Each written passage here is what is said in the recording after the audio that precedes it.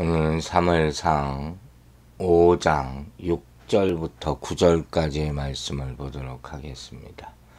사무엘상 5장 6절 말씀부터 읽도록 하겠습니다.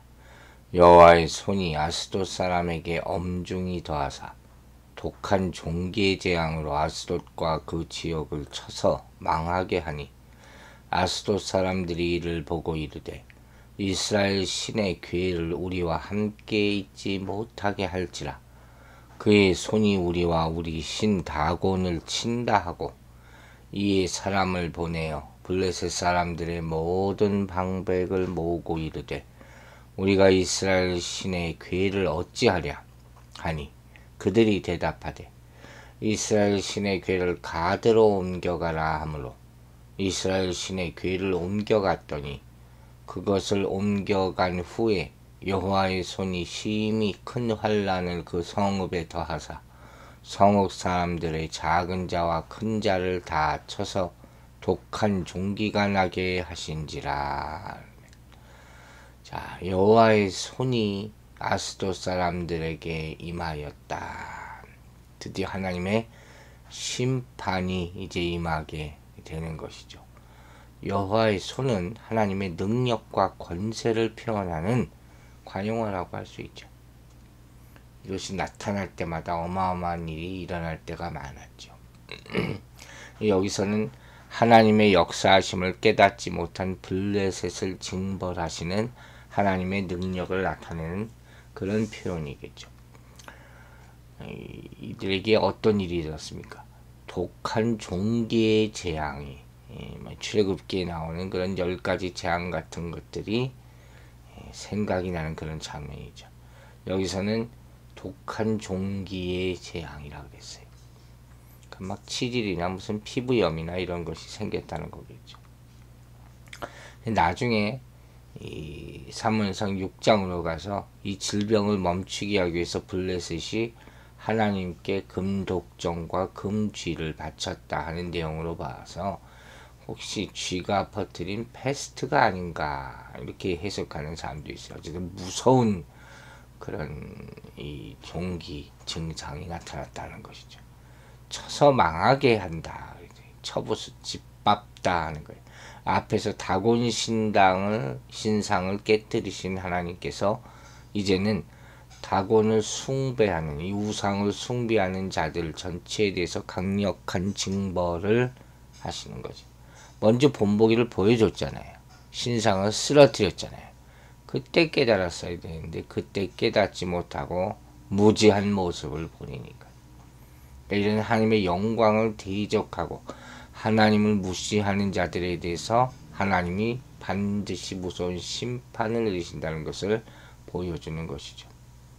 여전히 이렇게 우상에 빠져서 눈에 벌어지는 앞에서 벌어지는 모습을 보고도 깨닫지 못하는 이 무지한 블레셋을 하나님께서는 언약궤가 옮겨지는 곳마다 죽음과 독종으로 징벌하게 됩니다.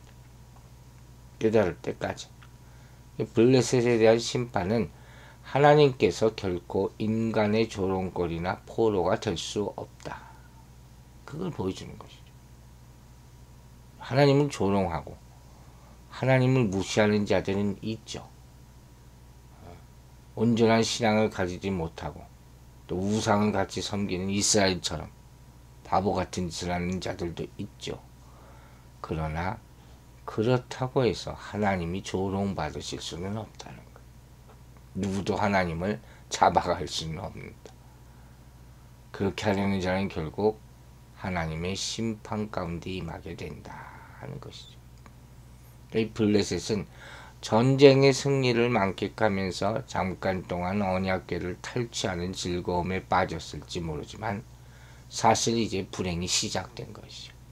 심판이 시작된 것이죠. 어리석음이에요. 물론 블레셋은 이스라엘을 징계하기 위한 도구로서 사용된 것도 틀림없는 사실이죠.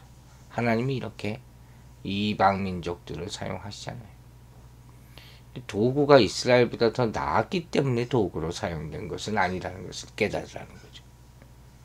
하나님은 이스라엘을 결국 택한 백성이에요. 구원하게 돼 있다는 것이죠. 그리고 하나님을 업신여기고 멸시하고 이런 모습들을 통해서 이들의 죄로 말미암아 하나님의 징계를 당하게 되는 것이다 하는 것을 보여주는 그런 장면이에요. 7절에서 아스돗 사람들이 이제 반응을 나타냅니다. 이스라엘 신의 괴를 우리와 함께 있게 못할지라. 그 손이 우리와 우리 신 다곤을 친다고 이제 눈으로 목격하는 거죠.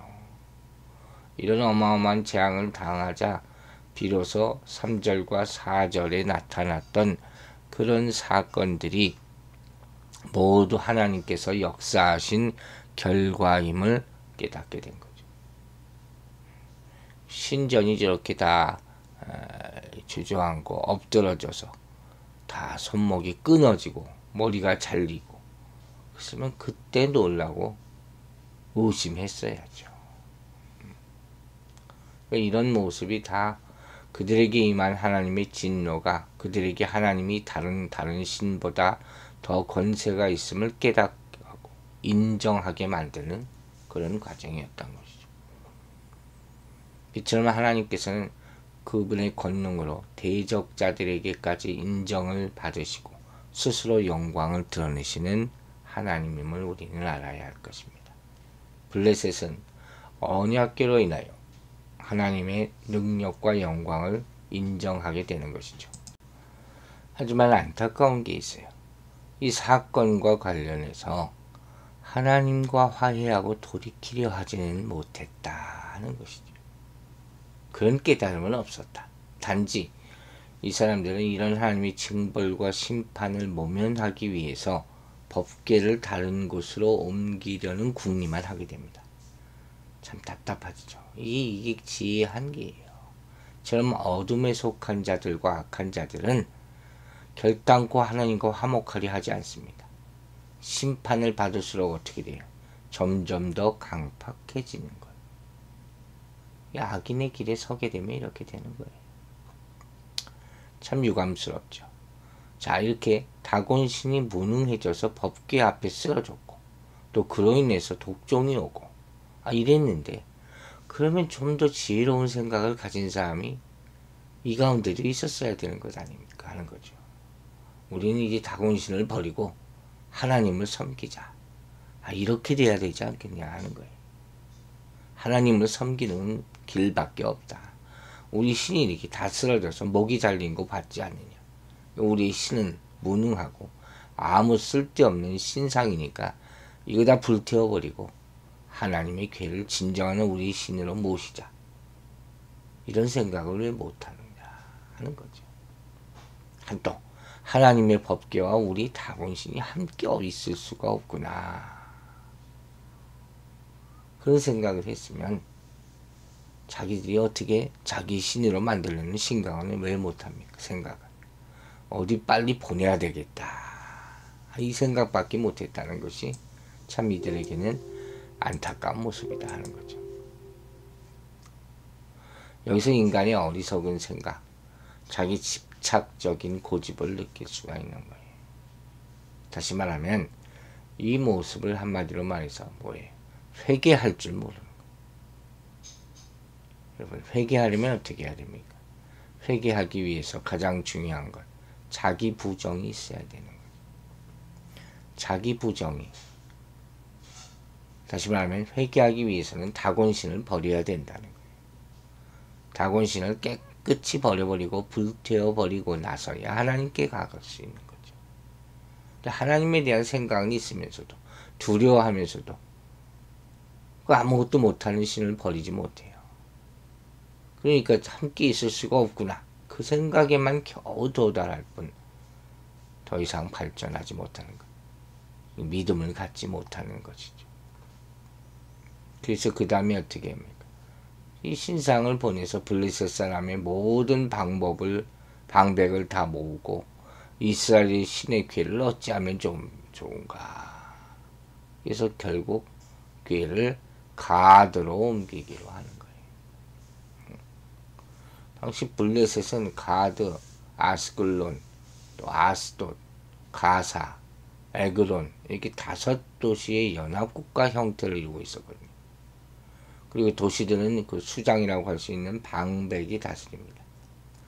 그러면서도 거족적으로 대처해야 될 큰 문제가 생기면 이 5방백이 모여 협의하여 처리하는 그런 모습을 보이고 있어요. 그래서 이 협의 결과 언약궤를 가드로 옮기기로 결정이 된 거예요. 가드는 아스도 동쪽 약 20km 지점에 위치한 곳이에요. 이스라엘이 가나안 정복 당시에 미처 정복되지 못하여서 여전히 블레셋의 수중에 있었지만 사무엘에 의해 일시 회복이 된 것으로 사무엘서 7장에 나옵니다. 이거 어쨌든 간에 이런 모습은 뭐냐면 그들이 독종지향의 원인을 하나님께서 아스도 신당의 다곤 신에게 진노한 탓으로 오해한 거예요. 그러니까 법궤만 그 신당이 없는 곳으로 옮기면 하나님의 진노가 멈추어질 것이다. 이렇게 생각해요. 이 짧은 생각이죠. 어떤 사람들이 이렇게도 해석을 해요. 당시 블레셋은 지역신의 개념을 가지고 있었다는 거예요. 지역마다 지배하는 신이 있다. 그렇기 때문에 지역을 옮기면 재앙이 피할 수 있을 것이다. 이렇게 생각했다는 거죠. 또 어떤 사람은 이런 날카로운 해석을 합니다. 만약에 여호와의 궤를 가드로 옮겼을 때 가드에 똑같은 재앙이 임하는지 확인하고자 했을 것이다. 근데 이거는 정말 더 나쁜 거예요. 어떤 면으로. 왜? 하나님을 시험하지 말라 그랬잖아요. 믿음이 없는 사람들이 꼭 이런 어리석은 행위를 해요. 하나님이 또 번하시나 한번 보자. 그걸 왜 또 봐요? 그땐 뉘우치고 돌이켜야지. 이런 안타까운 일들이 참 주위에 많이 벌어지는 것을 볼 수가 있어요. 어쨌든 저들이 하나님을 일개 한 지역을 관장하는 지역신 정도로만 오해했다면 이건 참 바보 같은 짓이죠. 하나님께서는 어떤 분이십니까? 전 우주의 창조자시며 통치자이시기 때문에 저들은 더 큰 화를 자초하게 된 것이죠. 하나님의 진노를 멈출 수 있는 방법은 오직 자신들이 하나님의 영광을 침해했음을 깨닫고 법궤를 이스라엘에 되돌려보는 것, 아니면 하나님을 믿는 것밖에 없는 거예요. 그 좋은 찬스죠. 하나님의 재앙이 임할 때마다 제가 항상 하는 말이 있죠. 하나님의 기회를 주시는 것이다. 그걸 저버리면 바로같이 심판에 당하게 되는 거예요. 이제 9절 보겠습니다. 그것을 옮겨간 후에 여호와의 손이 심히 큰 환난을 그 성에 더하사 성읍 사람의 작은 자와 큰 자를 다쳐서 독종이 나게 하시니 심히 큰 환난이 임했다 그랬어요. 큰 파멸, 소동이 임해서 다 부서진 것이죠. 하나님의 진노로 인한 심판의 징벌이 얼마나 크고 심했는지 분명히 경고했잖아요. 작은 자와 큰 자를 다 쳤다. 모든 사람을 다 쳤다는 의미죠. 하나님의 언약궤를 아스돗에서 다른 성읍으로 또 옮겼어요. 자기들 멋대로. 하나님의 진노를 멈추고자 한 블레셋의 어리석은 생각이 전혀 소용이 없었다는 것이죠. 이스라엘도 하나님의 이 언약궤를 함부로 옮기지 못합니다. 근데 하물며 이 이방인들이 이런 어리석은 행동을 하다니 참 이게 답답해요. 그래서 우리가 중요한 교훈을 얻죠. 성도는 하나님과 그분의 능력을 자기 마음대로 조종할 수가 없는 거예요. 근데 블레셋 사람들은 이스라엘 신의 궤를 가드로 옮기면 괜찮을 것이라고 생각했어요. 그렇지만 환난은 멈추지 않았죠. 이처럼 하나님의 능력을 자기 마음대로 조종할 수 있다고 믿는 자들은 누구든지 하나님의 엄중한 심판을 피할 수가 없는 것입니다. 여러분, 우리는 하나님의 전능하심을 믿고 고백합니까?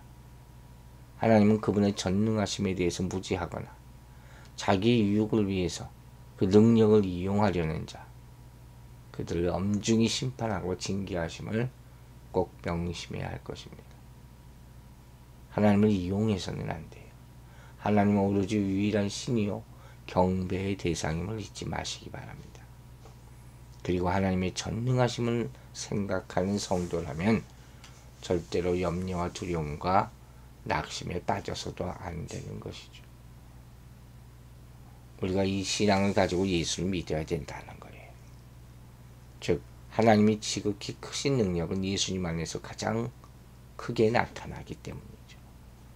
하나님은 예수님을 죽은 자 가운데서 살리시며 모든 이름 위에 뛰어나게 하시고 만물 위에 구주로 세우시고 영광스러운 교회의 머리가 되게 하신 분 아닙니까?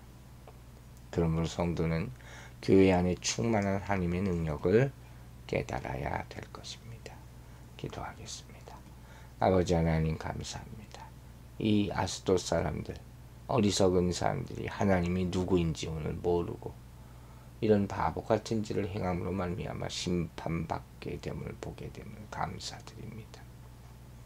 우리가 믿는 하나님은 전능하신 분이요 오로지 한 분 영광 받으실 분임을 다시 한번 선포하오니 주여 홀로 영광 받아 주시옵소서. 하나님의 손이 심판으로 임하는 것 그런 광경들을 우리가 보지 말게 하여 주시고 빨리 회개하는 그런 모습으로 하나님께 돌이키는 사람들이 나타나기를 소망하는 마음으로 기도하오니 도와주시고 불쌍히 여겨 주시옵소서. 우리의 신앙의 중심이 무엇인지 다시 한번 이 아침에 생각해 봅니다. 감히 우리 마음으로 우리 멋대로 하나님을 조종하려는 그런 자들이 나타나지 않게 하여 주시고 우리가 그러한 모습을 볼 때마다 그들이 속히 회개하여 하나님 품으로 돌아오기를 기도하며 또 인내하며 참고 기다리오니 주여 역사하여 주시옵소서. 오늘날 우리 성도들 눈동자와 같이 지켜주시고 혹시나 악의 꾀임에 빠지지 않도록 경건함과 또 신실함으로 그 믿음을 지켜나가고 말씀대로 사는 하루가 되게 축복하여 주시옵소서. 감사드리며 예수 그리스도의 이름으로 기도했습니다. 아멘.